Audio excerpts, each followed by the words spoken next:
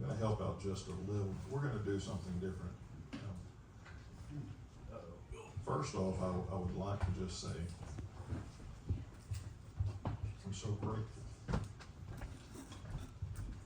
because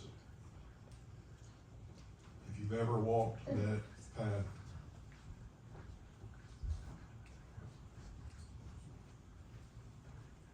I know all of you guys can agree with me that we don't deserve what we receive. It's just grace. And if you ever go back down my testimony where I came from, I would never be able to say that I expect to have good fruit from when I started this life with. But every time God comes on the scene, He changes things and He makes things so much better. He makes things right. Only He can get in the middle of a bad situation, and I was the bad situation, and make good things out of it. And I'm so grateful for that. Part of my walk with Londyn, even though she's number 4 out of 5, so I got a lot of kids to kind of visit with and talk with, but each kid has got their own personality. Each kid's got their own specialness about them, and it's been so good to kind of sit back and just see as the kids develop, and I've always wondered, Lord, you know, these things that we plant seeds for, these things that we do, who's going to pick those things up? Who's going to walk in those things? You know, who's going to carry on the things that you started in our life? You know, I mean, it's and as Chet and Debbie could attest. I mean, just to see Travis on stage continuing on with the ministry they started just completely fills their heart. I mean, those guys don't mind sitting on the front row at all whenever Travis is on stage, because it's them. It's their heart. It's everything that they've ever done to pour into them. And I feel the same way about my kids and all that my kids are doing. I'm like, Lord, only your grace and only your strength causes something like that to be so beautiful. But as I've watched the teenage years come and go for all of them, you know, they're 100% teenagers, 100%. They do stupid stuff just like I do stupid stuff. But as God starts drawing them near and bringing them close, you can start to see the refinement start to set in. You can start to see the relationship start to set in. And I went from a place where I was trying to encourage the teens and say, guys, come on, we've got to step this up a little bit. We've got to pray more. We've got to do more. We've got to expect more. We've got to be the church. And then all of a sudden I start seeing those guys start to take that initiative and that leadership, and they start being the church. And when my teenage daughter came to me and she said, Dad, I would like to have a teen Bible study at church. I was like, yes, that's awesome. Yes, okay. And then she was like, but I would like for you to stay home. I was like, okay, yeah. That fit right in with my plans there. And kind of sit back and after talking for a while, I kind of knew her heart behind it, and that was God was already pouring things into her, and she wanted to pour those things out, and that was the natural progression of things, and we kind of settled on Dad was going to sit in the back just in case, you know, things kind of got out of hand or somebody had some theological questions it was hard to answer or something. You come tap on Dad's shoulder and wake him up back here and say, hey, you know, what do you think about this? And it ended up being more of a co-op where I just sit down and just hang out with them, and it was wonderful. But did you know that on Thursday nights that you guys are liable to have anywhere from 10 to 17 teenagers here having a Bible study at your building? Now that has, in the last month, because of the traveling and stuff that she's been involved with, that has come to a screeching halt. it starts back founded. These guys have been coming together and earnestly seeking after God. And Londyn, if you want to come on up here, this is my daughter, Londyn. And,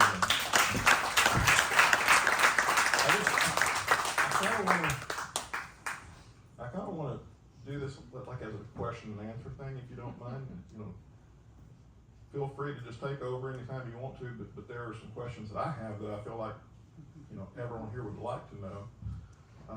Like number one, when did you start feeling a call to missionary? I mean, that's kind of a weird thing that not everybody does. I don't know many people that sit around on the couch going, hey, let's go to another country and go do that. What called you to that?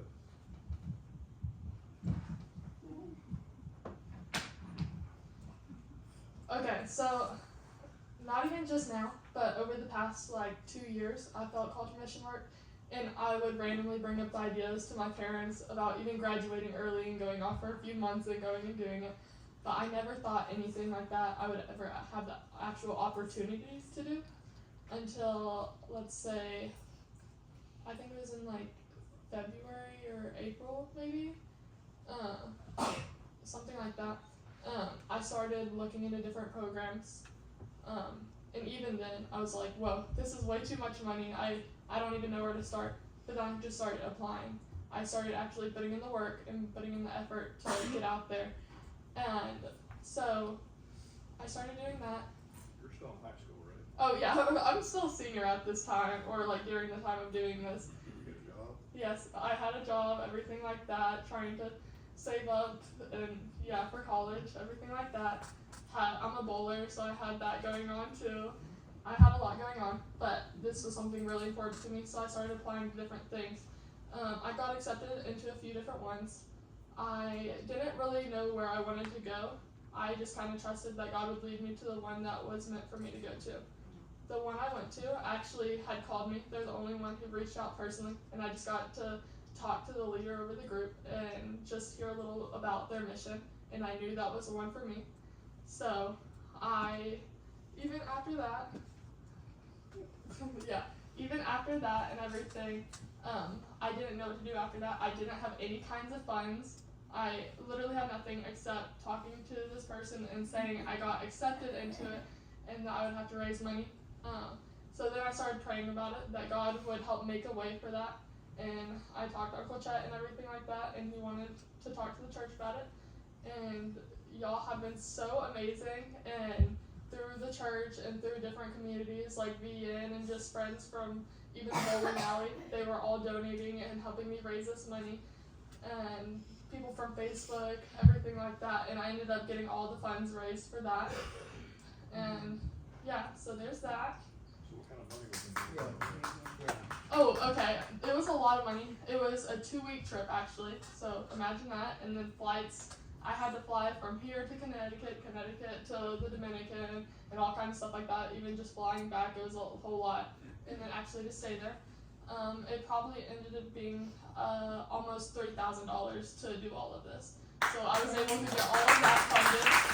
So that was just amazing. Let's see. So, Yep. So, when you guys chose Dominican, what happened whenever you showed up? What was that like? Okay, so whenever I figured out I was going to the Dominican, I knew nothing about it, not gonna lie. I had no idea how bad it was. Whenever you think of the Dominican, you think of the touristy parts, you think about the super clear beaches and everything like that, how pretty it is there. But perfect water, everything like that, just like you think, I never knew how bad it could be. We went into the bateys and barrios, which I'll explain what those are, and we worked with the illegal Haitian immigrants. And I don't know if y'all know anything about Haiti, but their government's collapsed, there's gangs running around everywhere, it's unsafe, unlivable, and there are just a ton of people fleeing from Haiti every day, trying to just provide better for their family, because literally unlivable there. So they have to flee into places like the Bates, which are these small communities, literally hours into the sugarcane fields where the Haitian immigrants work at, and they literally slave away all day for little to nothing. I think they get like $11, no, it's like $20 a week for all the work they do. It's not enough for literally anything at all. So they live there, and I have a little bit like wrote down and stuff like that. I remember whenever I was in high school, there was a lot going on about the Haitian boat refugees, and these guys were making a choice to live. They would steal a boat, swim, they would get in the water, and you know what it's like when you get on the ocean. I mean, when you get out there, you can't tell one way from another. I mean, it's just nothing but water out there. And they felt like to save their family, they needed to get out on that water and row to somewhere else. It didn't matter where, everywhere was better for them and for their family than this place. So in the beginning, the Dominican Republic had a very kind heart about it. And they were like, absolutely, come on in, let's get these people some food, let's get them, a tent or something to sleep in. Let's do something to help. But over time, it become too much. I mean, we're just talking about an island out there. They barely had enough food and resources to take care of who they already had. And now all of a sudden they've got more and more showing up all the time. And over the course of time, I said that was when I was in high school. So, I mean, that was prehistoric times, right? I mean, it's 30 years later, you have all of the offspring as well. They're having children, they're growing families, and now all of these people have overwhelmed this island.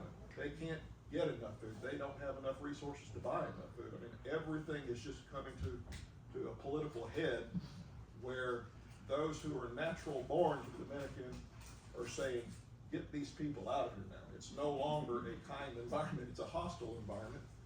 Speaking of which, when we say hostile, I mean if you are on the way to the store as a father to go buy bread for your family, and the police pull you over, and they like to do that, don't they? Yes, they will pull you over just to take your money. It's like really bad. Like even people with us got pulled over, and then they let them go whenever they figured out they were Americans. But they will pull you over for literally nothing at all. And when they find out that you're Haitian, you're going home. You're going back to Haiti in that moment. If Tom left today, and he left Tammy to go get bread, they would send him back to his original island. Never tell the family. You just knew that if your dad or your mom didn't come back, that they were deported. They were sent back to where that you originally lived from. And they're just gone. I mean, it's talking about tearing families apart. It's hard. And what's even crazier than that, it's not just the illegal immigrants who came in that they're deporting. Since the government is run down and everything like that, the offices to renew your visa and passport have been closed down. So all of these people who came over legally into the Dominican are now just daily becoming illegal. And so more and more people are at fear of getting deported and everything. There was actually this guy, his name's Enoch. He was one of the guards who were walking the grounds of where we were staying for actually like little to no money at all. It's more of just, out of love that he wanted to help us out. And he was going into town one day, and he was in that situation where he came over legally, but then became illegal because it expired and he wasn't able to renew it because of it being shut down. And whenever they asked for his information and his IDs and stuff like that, and they were expired, they put him in handcuffs, ready to put him in the back of the cop car and just bring him straight to the border, leaving his whole family behind and everything like that, and not being able to talk to them at all. But again, this is a regular thing. The family would have found out just by him not coming home that night. That's how regular it is. Their goal is actually to deport 10,000 Haitians a day out of there. It's so crazy. But whenever they were detaining him and everything like that, they saw this little badge on him. Actually, we can go to the next slide. we're actually gonna skip the next slide. I'll come back to that in a little. Oh no, go back. Okay, that one. That's Enoch. He had a little badge on him, and it says Dominican Republic Mission Team, and they saw that. He actually picked that up off the ground at a medical clinic just to get it off the ground, and he had randomly pinned it to his shirt. They saw that, and they ended up letting him go. But not without taking all of his money that he had just got paid that day for a span over 2 weeks or something like that.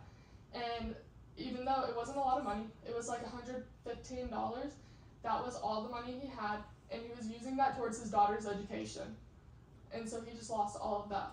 When after one of our food distribution days and stuff like that, I got back to the place we were staying, and someone shared that with me, and God immediately put it on my heart to give him that money back, because I had some money that the church gave me right before I left, and he ended up getting all of that back. And as soon as I gave it to him, he broke down crying, and just like, it meant so much to him, and he was asking me how I was able to do it, because to him that is a ton of money. And I just told him it wasn't me, it was God, and that God laid it on my heart to give it to him, and that God provided me with it.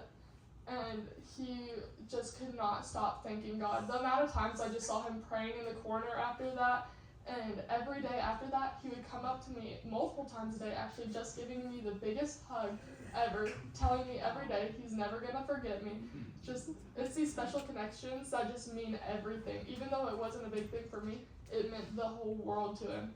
Like, he was introducing me to his family after that, like, it meant the world. It's crazy. But yes. So that tag, actually, the Dominican Republic Mission Team, is the mission team that I went along with. That's the one. It's actually based out of Connecticut. So when I tell you I started applying for random ones, it was ones that I had no idea any of these people and stuff like that. But basically, that group has been going there for about 30 years. And so they had a great basis with the community and everything. It started, there was this guy, his name's Pastor Fenord.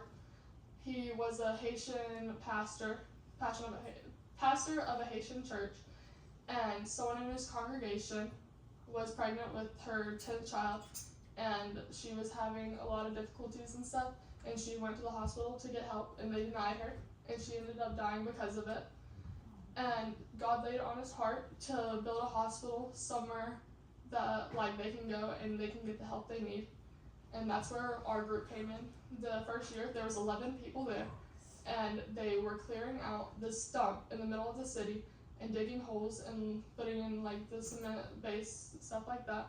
And throughout those years, that hospital is now a 5-story hospital that we actually got to visit and everything. And it employs over 300 workers and helps over 300,000 people a year, which is crazy. But it's not because of them not being able to leave the Baptistes and leave where they're staying without getting deported. It's not a hospital for the Haitians, it's a hospital for the Dominicans and the visitors, like the Americans and stuff like that. But all of the proceeds from that goes into medical clinics for groups like us to go out into the Baptistes and bring the medical clinics to them. And we have all kinds of doctors with us, stuff like that, so they get the help they need.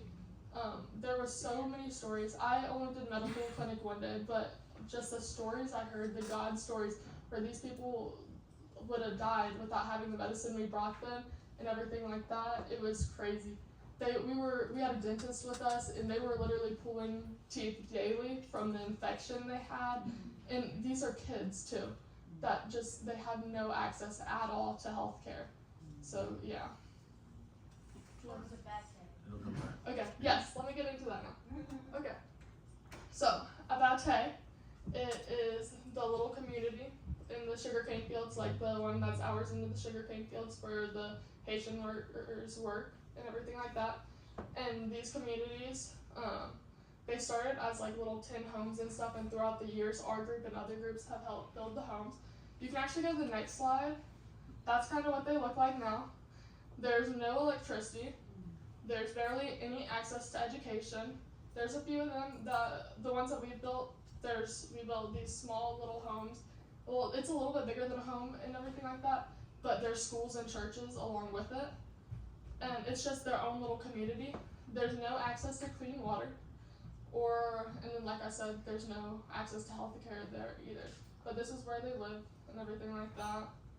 Yes. What we did mostly is we went out into the bateys and we had construction projects. A lot of the homes we had built, they had built years ago, and so the foundations were needing to be redone. So that's what the construction team did a lot. They rebuilt the foundations of the homes. We had medical clinics, like I said, go out to different bateys each day. And they have like a whole schedule because they've been doing this for so long to make sure everyone gets the help they need. And they work with the church and everything just because there's so many that even of a span of our group being there 3 weeks, we're not even going to reach close to the amount we need. So whenever new groups come in there, they have their own that they bring it to. But yeah, that's what a batey is. Oh yeah, and if anyone has any questions at all, you just feel free to like raise your hand or just shout it out. Cause yeah, I love answering them.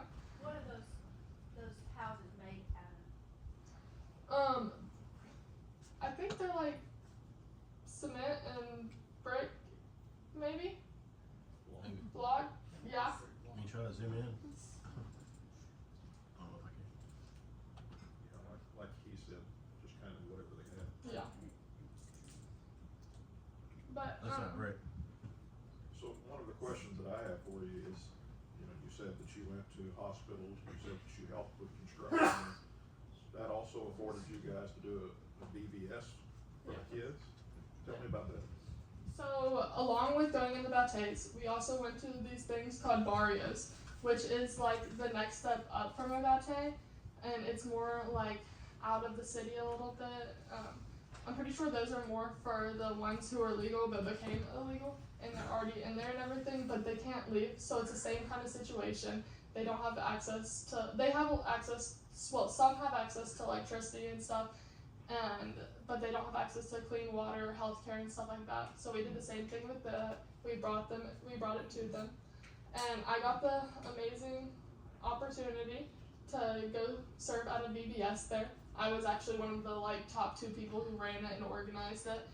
And here's a few photos from it. But basically, I was running the gym station most of the time, so I just loved and played with the kids and stuff, and that was just the best experience ever. Because not only was I loving on them, but they were loving on me just as much. Just playing, laughing, just singing, dancing, and watching them worship. If you go to the next slide, just that left photo is just watching those kids worship and stuff, and you can see some of the people in the blue shirts are with us too. So we had leaders, but that's actually, as I mentioned before, Pastor Fenord, the pastor of the Haitian church and everything, and his mission and goal, he ended up passing away during like halfway through the hospital being built and everything, on a flight from like New York to the Dominican.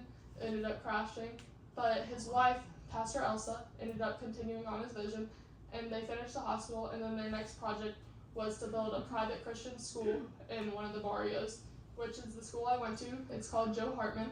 I spent basically most of my time there. There was a few days I did construction and med clinics, but this is definitely where I felt most called to, and just building up those connections with those kids. It was just amazing.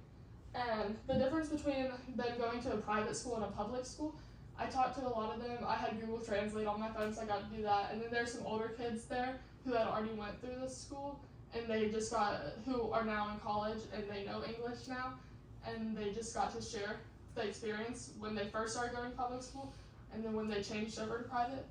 They felt way more loved. Whenever they were in public, they felt like they were just a number, just something like get them through the school, stuff like that, just say they have an education. They didn't get nearly as much teaching, anything like that, but as soon as they came here, they felt loved, accepted. They felt like they actually mattered, because living in the Dominican and being Haitian, you're not accepted by the Dominicans, and so you just get hated on all the time. But that's why I felt so called this school. I love everything about it. And if you want to go to the next slide, these were just some more of the photos of us hanging out and everything. Yeah, they're just so amazing, and just being able to be there for 2 weeks and just build these connections instead of just going for like a day or 2 and stuff like that, and just be like, bye. It's just amazing. So probably should have told you originally that the predominant language is Spanish. So she couldn't talk with them, they couldn't talk with her.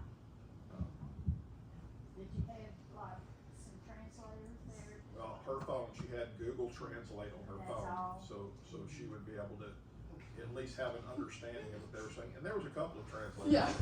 We had a translator with each of the groups, like with the VBS group, with the construction group, but it was hard to they were needed pretty much everywhere, so it was kind of hard with that. I almost had to make a trip to the Dominican because he started having some Google eyes towards her, and I was like, no. That did not happen at all. He was just okay.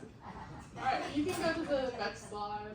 Okay, so this was one of the kids that I spent most of my time with, or almost all my time with in the VBS. Her name's Emmy, and as soon as I got there, she was the first one just to come love up on me and just I don't know, whenever that first photo, she was hugging me for a good 10 minutes.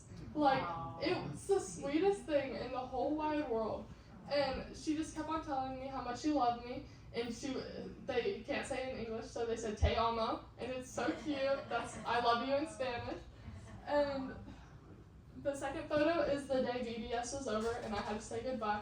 And you could probably tell I was absolutely bawling my eyes out. It was so sad because there's some of the kids that live in that area and live in the barrio, but there's some that have to travel there, and their parents find a way to get them there. And she was one of those kids. So although I was there the next week as well, doing a bunch of painting projects and stuff for the school, she was not one of the kids who was able to come back just by walking to the school. So that was the last time I got to see her, and that hug was whenever I was getting on the bus leaving. She means so much to me, and yeah, I'm so excited to see her again whenever. Is this the one who called you? No, there's more photos. I even had the opportunity to sponsor her, and so now I'm paying for her education through school, and it's only $37 a month, and that's not much for me at all, but that gets her into the private school where she feels loved and everything like that, and just gives her a way better education. So she's just one of the kids that meant a lot to me, so I want to do a little side for her. We can go to the next one. This is Rye. He's actually not a part of the school. He's already graduated from it because the school's for kindergarten through 6th grade. He's a 7th grader. He looks really young for his age, but I think he's 12. He ran up to me the first day. We were just preparing for the VBS, and the rest of the people who were with me already pretty much knew him because of going there every year, and he lives really close to the school. And he absolutely loves baseball. He wants to be a professional baseball player when he grows up. It's amazing. He's so good at it. I started playing with him the first day I was there, and all he had was a tennis ball and a broken broomstick that he used, but he sure did hit that thing really far. So a few days later, after just continuing to get to know him and love on him and stuff, I was able to go to one of the stores there and get him a baseball bat and a ball. And when I tell you, when he saw that, he ran up to me, jumped in my arms, and gave me the biggest hug ever, and started tearing up. And every day after that, he just ran and gave me the hugest hug ever, and would always get me to go play with him. And he keeps it at his house now too, so the other kids don't mess with it, because when I tell you, those kids will take the stuff that we give them and just go hide it and not share with the rest of the kids, or some of them will, or it's just they get lost easily. But yeah, so he was one of the kids that meant a lot to me, and I got to spend the 2 weeks with him as well. We can go to the next slide. These are some of the other kids that were just amazing. The first one, his name is Yarrell. He is actually the cutest kid ever. He is so sweet, and he's so sassy too, but it's a funny sass. And I still have a few connections with the people there, and there's this girl named Nicole who shares a family phone with her family and stuff, obviously. And Yarrell's always with her. And so whenever I FaceTime her and stuff like that through WhatsApp and stuff, he wants to talk to me and just show me around wherever he's at and what he's doing. And he'll just it's so crazy because he doesn't know how to show me things, so he's just moving the phone around really fast, which is so cute. But then he'll just go and for 3 or 4 minutes, he'll just say, "Te amo, I love you." And he actually learned how to say "I love you" just so he could tell me that. And we'll just go back and forth doing that because I don't know how to speak to him. But it's just, he just wants to get that point across, which is just amazing. And then that's his sister beside it. Her name's Perla, and she's so sweet. She was over here braiding my hair like every day and just wanting to spend time with me. And then the next girl is Lorania. She actually, she was with us pretty much both weeks, but she is on vacation and she's staying with that girl Nicole I was telling you all about. So that was her last day. My last day was also her last day, and she was leaving everyone, so she was super sad. But the first two kids, I built such a great relationship with them, where I still text them almost every day and talk to them, and we're able to Google Translate through WhatsApp so we can talk in both languages instead of calling, which is a lot harder. When I tell you, the first day they got my number, they called me 23 times trying to talk, and I couldn't answer and be like, I can't actually talk to them because there's that big language barrier. But just they definitely found a way to do it, and it's been great. And I also had the opportunity to sponsor the first 2 children as well, which has been amazing, and just getting to meet these kids and know you're helping a real person out rather than going to a concert or something and then being like, hey, sponsor a kid you don't know. Like, that means a ton doing that, but getting to meet them and know them and see how it affects their life has just been like the biggest blessing in the world. But yeah, any questions? Does anyone else have any questions so far? Yes. So, they're in communities together, but how do they keep from the government coming and deporting them? So the government does work a little bit with them.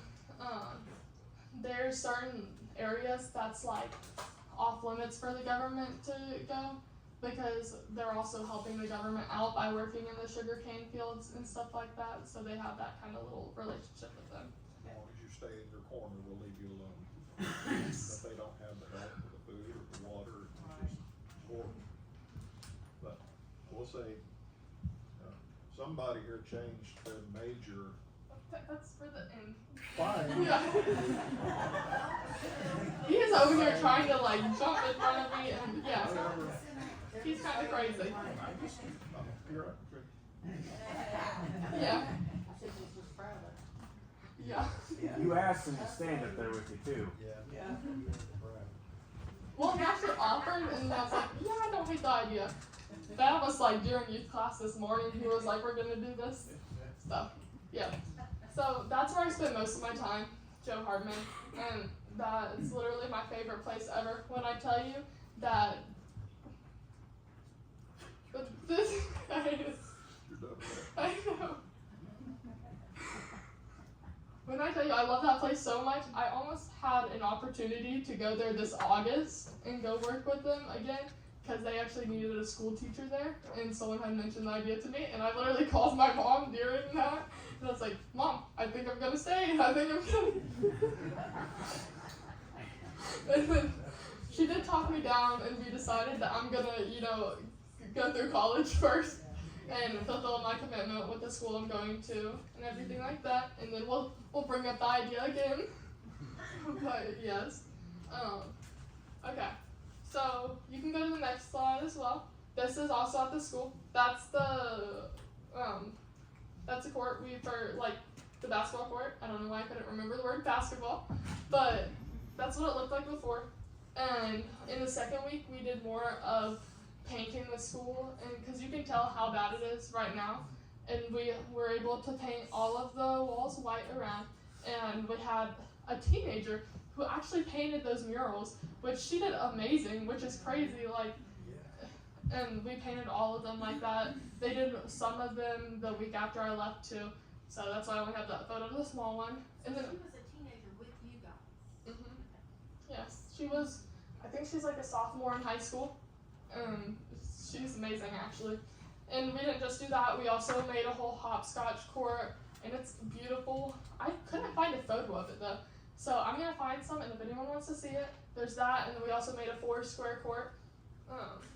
Also, basketball court. They have a basketball court, but they don't have any basketballs or any balls or anything to do.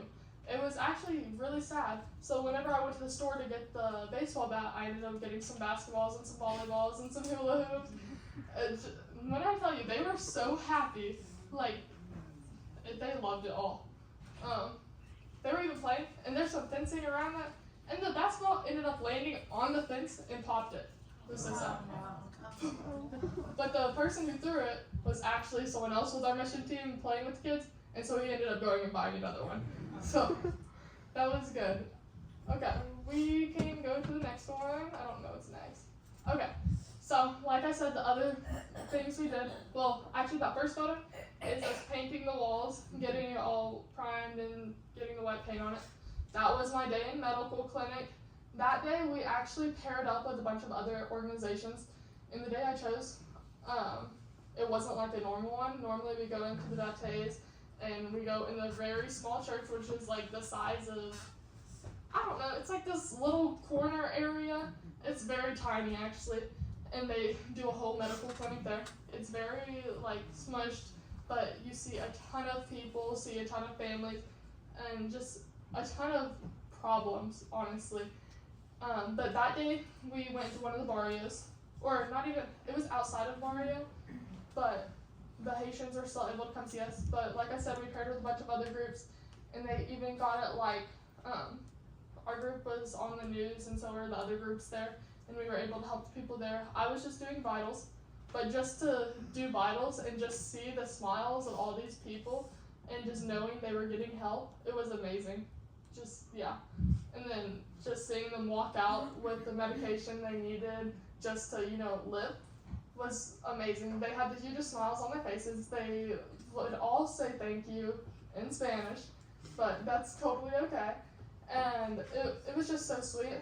That last photo was during food distribution, which every day after VBS and after other stuff, we would always go out to the Baptiste and we would bring these huge boxes of rice.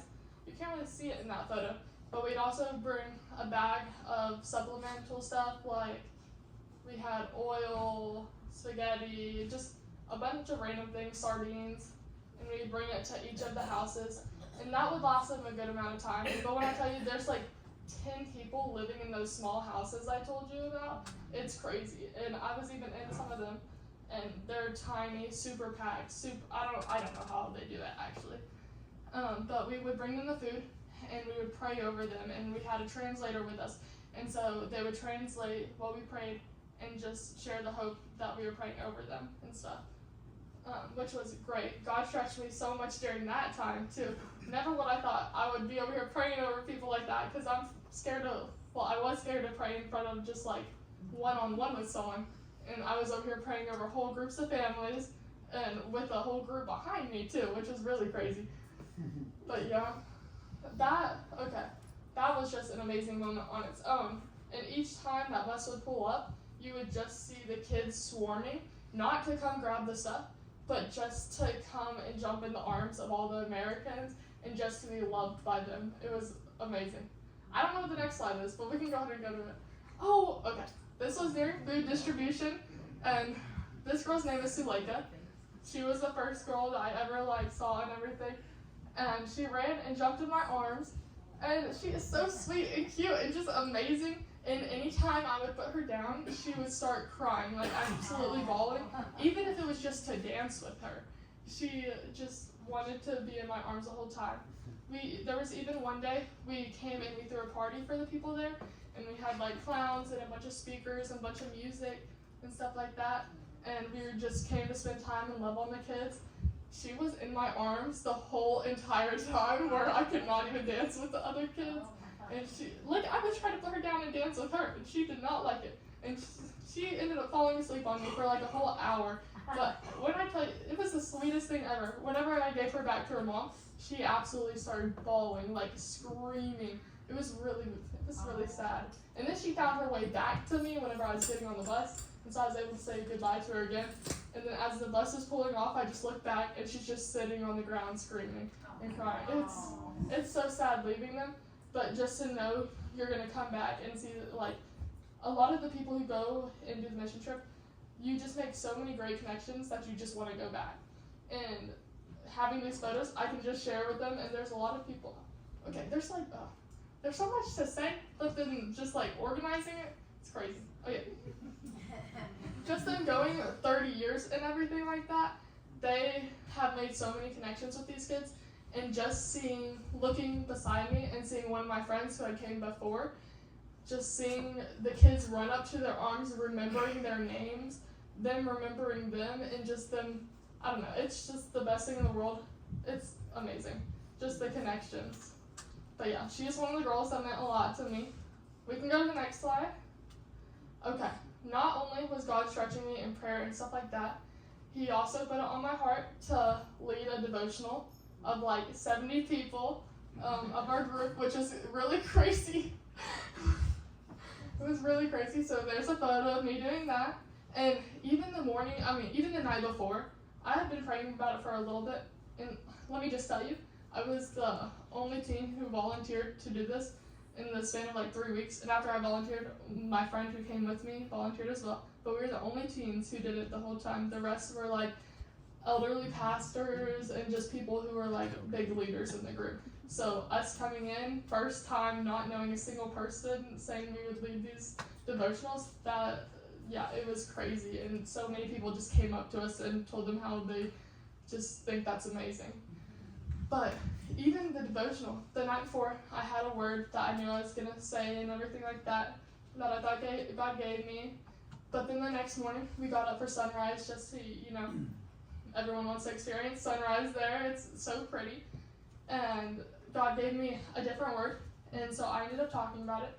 I don't know if some of y'all remember, but whenever my dad preached, I don't know, how long ago was it? Like 2 months ago? It was like forever ago. But the night before he preached, God put a verse, gave me a verse, and I had no idea what it was for. Didn't even think about my dad preaching the next day. And then we were in class, and I asked him what he was going to preach about that day. And it was the same exact verse he was going to preach on. So just those little reminders from God that you're actually hearing from Him is amazing. That same verse He gave me that morning, but took it a totally different way in the thing. I ended up preaching out of Philippians 4 and just talking about the joy and the peace that God fills us with and how we're supposed to go share that not only with the people we're helping out, because yes, they very much need that, but also the people we're serving with.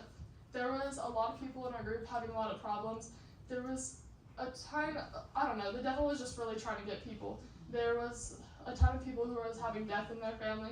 So just reminding them that we're not only supposed to encourage the people we're helping, but encourage the people who are helping with us and serving with us, that meant a lot. But even after that, God confirmed it with me that that's exactly what He wanted. There was a lady who had came and paired up with our medical clinic that day that I served. I don't know if anyone's ever watched Full House, but DJ from Full House, what's her name? Candace Cameron. Yes, she was there. But we didn't know this at the time because they didn't tell us because they didn't want everyone switching to the medical team and stuff like that. She had actually posted on her Instagram story that morning that verse, and it was crazy. Just as soon as, during this trip, I deleted all social media, so I had no idea that was there either. So just to see someone come up to me after my devotional and run up and be like, this is so crazy, because they ended up telling us after the devotional that she was there, and people were literally getting chills from it, knowing, I got chills from just knowing that the same way I did whenever he gave me the same verse as my dad. And I don't know, that was just crazy. And God stretched me so much doing that, and just confirming His word was the best feeling ever. And yeah. Yes. Okay. Any questions so far? What's the block in the middle? Oh, that's the speaker we were doing worship out of. Yeah, we had worship music playing out of that. And another thing, whenever we were doing worship, no one was standing up like we do here. Even, I don't know why actually, but me and this other girl from Connecticut were the only two people standing up in the back actually worshiping. And so whenever I did the devotional, I was like, can everyone please stand? And I asked them, and everyone did it. And there was at least 5 people who came and thanked me for that, because it's like 6:37 in the morning. No one wants to get up and be doing that, but they were so thankful because they just felt God move way more just by standing and actually worshiping Him, actually putting in the effort to just give Him praise. And And so that was awesome as well. But yeah, any other questions so far? Excellent. Oh, I don't know what the next slide is. Right, next slide. It might not be anything. Oh, there, wait. Oh yeah, these are just some photos from throughout it. The first photo is from the BBS, the second photo is from the food distribution, and then so is the third photo. Whenever I tell you, they just come and run and jump in your arms. And you can just go there and pick up a kid and be with them for hours. And just, it's honestly the best thing in the world, because if I had to come here and go pick up a kid, I'm getting the police called on me. Like, just you can go walk away in the community, and they just trust you, and they just love it so much. And they're so sweet, and they just want to hug you and love on you. It's great. Like, that was honestly my favorite part, just getting to love on them and having them love on us. Yeah. Okay, we can go to the next slide. I don't know if there's another one. No, I think that's it. Okay. So, basically, I went on this trip going to help other people, but in return, he has showed me so much through it and just stretched my heart in ways I could have never imagined. And just speaking to me throughout the whole thing. Like during this, as my dad mentioned before, he was kind of speaking to me, and he kind of showed me my calling to do mission work long term. And so I've already kind of stepped into that, trying to get things on its way there. And I ended up changing my major from business administration to now I'm studying intercultural studies, and I'm minoring in church leadership and Spanish. So, yes.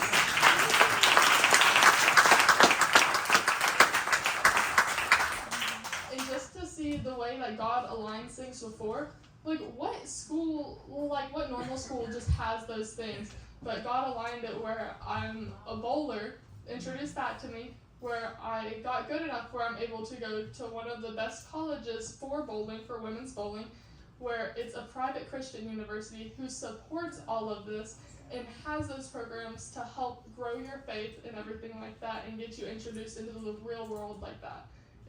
It's just crazy. Amazing. Yes, just the way he lines up things even before you have it in your mind. He just has a plan, and yeah. So that was kind of crazy too. Yeah. So I would like to just point out real quick, I know she has her own opinion, but kids don't just run up to anybody and jump in their arms. Yeah. Okay, can I tell you that? They see love. And they recognize the love. It doesn't matter what language you're in. And that's what his word tells us. He says, the world will know you by the way you love. They'll know that you belong to me, you know. So that's something you always have in common with somebody, whether you speak their language or not. You're speaking their language when you love. And that's so much why you can go over there and do a missionary trip, be painting a wall, and people are getting the download. They're getting the connection between God and them and God and you. And it's, who would have ever thought that you could go somewhere and spend such little time actually sharing the word? You do, but most of the time you're just being normal people. You're loving people. You're going through life with people. And it matters. It matters. And another cute little thing with the walls. If I tell you, we go there to serve them, to help them, and these kids were running, taking the paintbrushes out of our hands because they didn't want us to do that. They wanted to help and everything like that. That's so humbling, just like us coming to help and they want to help us. I just love that so much. Yeah. But, I don't know, through this whole thing, through the heat, the language barrier, the exhaustion, everything like that, I didn't want to leave at all. Like, even though there was a lot of, it was really hot when I tell you that, there was just a lot of things working against us. I did not feel any of those things. Like, there was only one time that I was a little bit exhausted, and that's because I was dehydrated, and we were a little bit worried about that because people ended up in the hospital during that. And so I had called my mom, and she was like, "Okay, if we have to come to the Dominican, we will come to the Dominican." But just through all of that, just God filling me with what I need and just giving me the strength to go out and do these things was amazing as well. And I knew it wasn't from me. So yeah. But yeah. So, closing. Another thank you.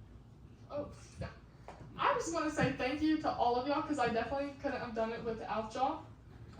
Like I said, y'all raised so much of the funds, and just y'all keeping me in y'all's prayers was amazing, and I definitely could feel it. So just thank y'all again for that. Thank you for the people who don't normally come here that showed up and everything like that. I love each and every one of y'all for that, and the ones who are here, just ever since I've been back, they've just been asking me how it went, and I wanted to hold back on a lot of the things because I wanted to share it up here. And I have so many more stories too that I don't want to like take all the time and stuff like that. But if y'all ever have any questions and just want to hear more about it, y'all can always come up and ask me.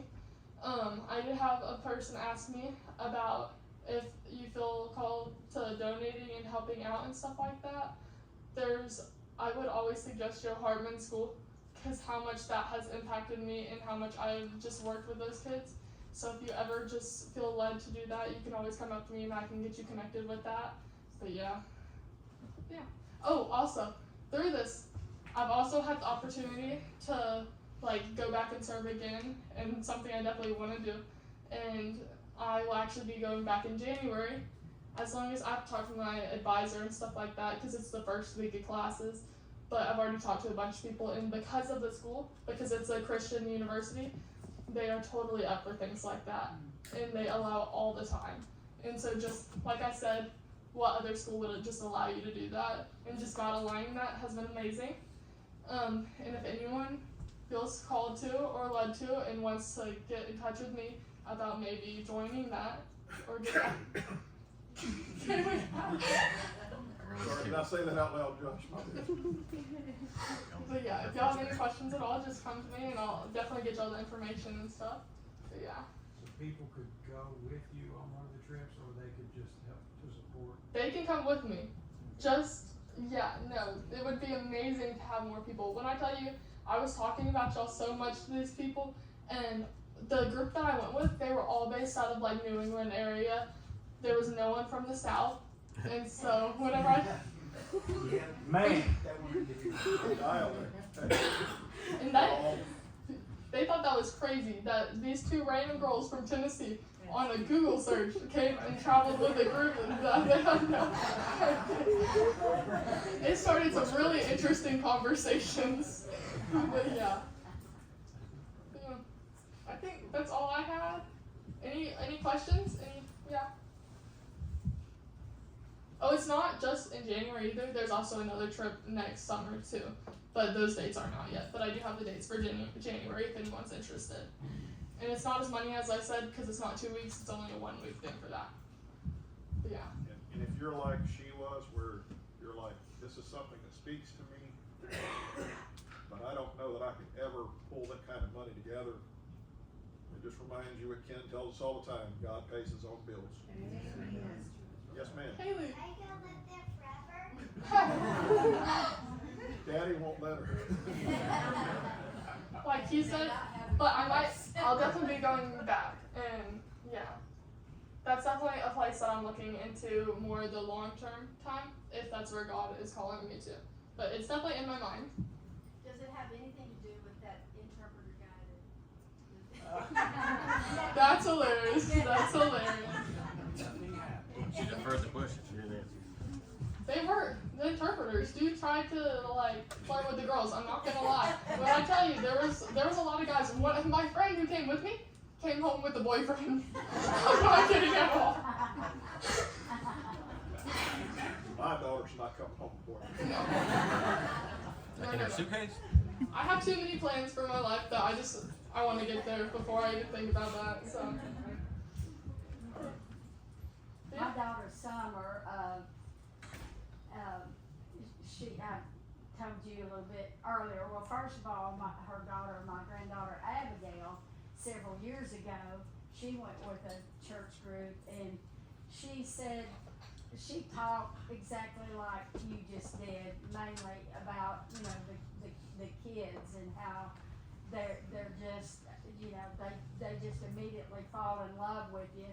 And then just not very long ago, Summer went with Abigail, they went back over there, and the first time that Abigail went, like you was talking about the one little girl that just latched onto you and would not let go, it was a little bitty boy, and of all names, his name was Darlin.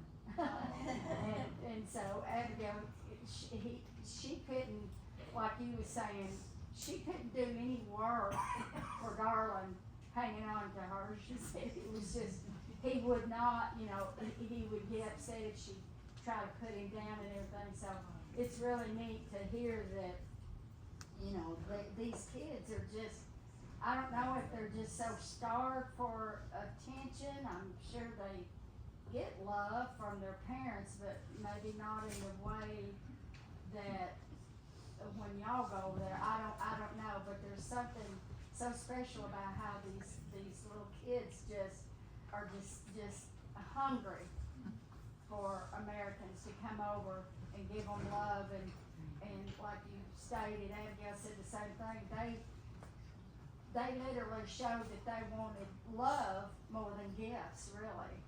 And so when it got time for Abigail to get on the bus, like you said, she said it took 3 adults to peel Darlin off of her, and it just broke her heart, like you said, you know, because they just fall in love with you, don't wanna let you go.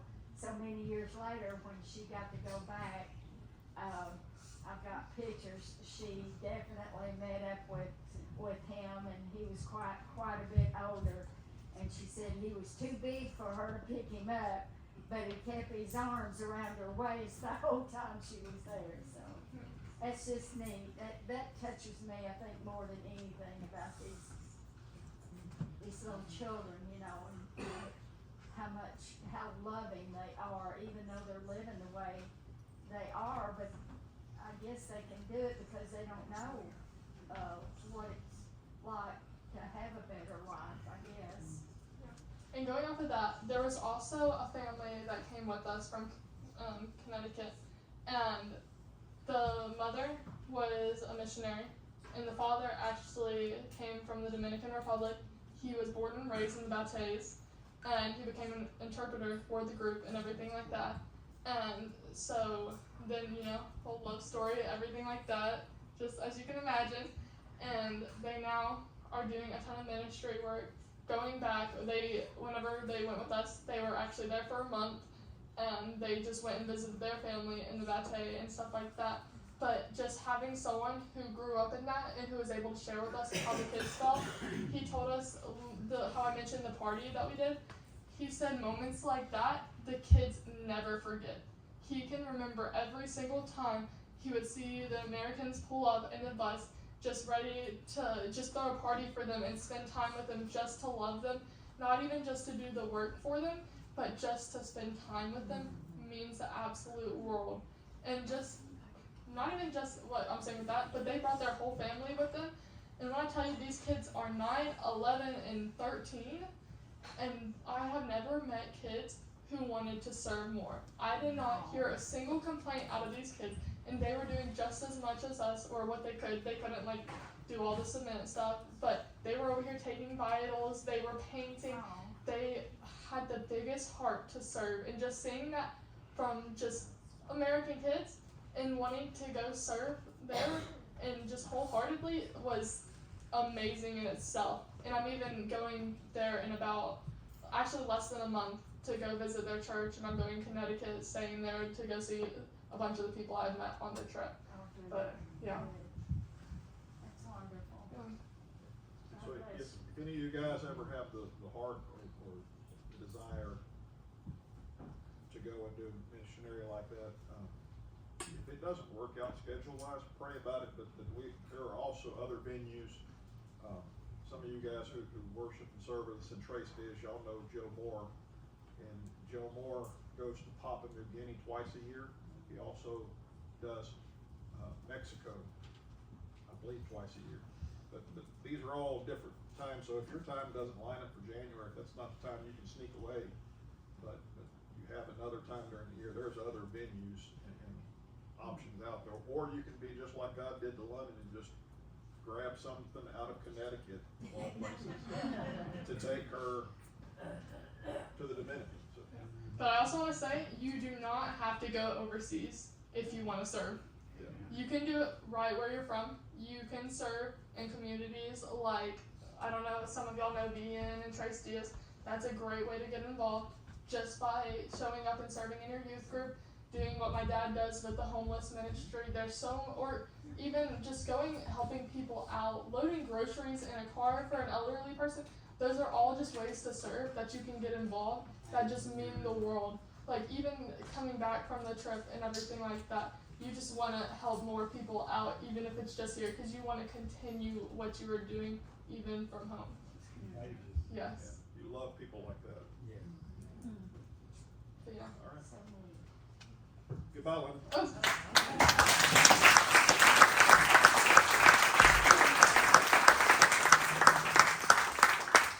I think that's all I had to say. I'll invite Uncle Chet back up here. Just for I fun. would like to invite you to pray for us.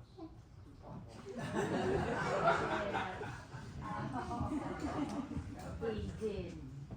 I kind of knew that was coming too. Like I was thinking about inviting you to pray for us. Not gonna lie. But we know now that you do devotionals for 60 or 70 people, so Yeah, I'll stand up here with you. Oh, that's so sweet. There's only about 100 here. That's so kind. Alright, let's bow our heads. Dear Lord, thank you for just giving me the opportunity to go on this mission trip, but even more for the opportunity to just bring it back here and share with your people. Thank you for going before me in all the things, and especially in this, because you knew how nervous I was, but you came for me and took all of that away. Thank you for just giving us the opportunity to serve and love on people, whether it's overseas or right here where we live. I'm just asking you to go before us in all we do. And thank you. Thank you for letting everyone who was able to make it here today make it. In Jesus' name, amen. Amen.